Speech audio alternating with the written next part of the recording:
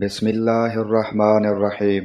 عمران بن حسین رضی اللہ عنہما سے روایت ہے اور انہوں نے بیان کیا کہ رسول اللہ صلی اللہ علیہ وسلم نے فرمایا کہ تم میں سب سے بہتر میرے زمانے کے لوگ یعنی صحابہ ہیں، پھر وہ لوگ جو ان کے بعد آئیں گے یعنی تابعین، پھر وہ لوگ جو اس کے بھی بعد آئیں گے یعنی تبع تابعین۔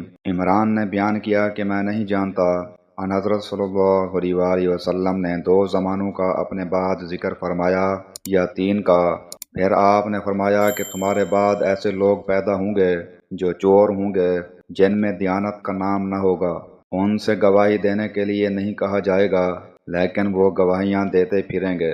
نظریں مانیں گے لیکن پوری نہیں کریں گے۔ موٹاپا ان میں عام ہوگا۔ صحیح بخاری حدیث نمبر 2651۔ عبد الرحمن بن ابی بکرہ نے اپنے باپ سے بیان کیا کہ رسول اللہ صلی اللہ علیہ وسلم نے فرمایا، کیا میں تم لوگوں کو سب سے بڑے گناہ نہ بتاؤں؟ 3 بار آپ صلی اللہ علیہ وسلم نے اسی طرح فرمایا۔ صحابہ نے عرض کیا، ہاں یا رسول اللہ۔ آپ صلی اللہ علیہ وسلم نے فرمایا، خدا کا کسی کو شریک ٹھہرانا، ماں باپ کی نافرمانی کرنا۔ آپ اس وقت تک ٹیک لگائے ہوئے تھے، لیکن اب آپ سیدھے بیٹھ گئے اور فرمایا، ہاں اور جھوٹی گواہی بھی۔ انہوں نے بیان کیا کہ ان حضرت صلی اللہ علیہ وسلم نے اس جملے کو اتنی مرتبہ دہرایا کہ ہم کہنے لگے کاش آپ خاموش ہو جاتے۔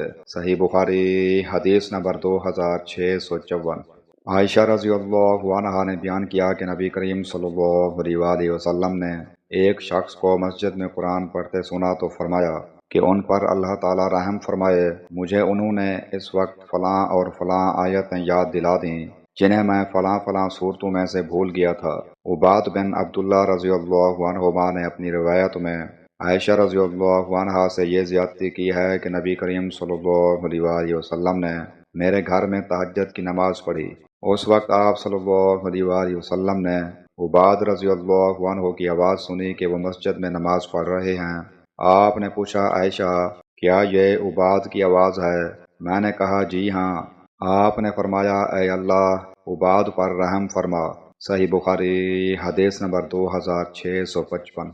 عبداللہ رضی اللہ عنہ نے بیان کیا کہ رسول اللہ صلی اللہ علیہ وسلم نے فرمایا، جس شخص نے کوئی ایسی قسم کھائی جس میں وہ جھوٹا تھا کسی مسلمان کا مال چھیننے کے لیے، تو وہ اللہ تعالیٰ سے اس طرح ملے گا کہ اللہ تعالیٰ اس پر غضبناک ہوگا۔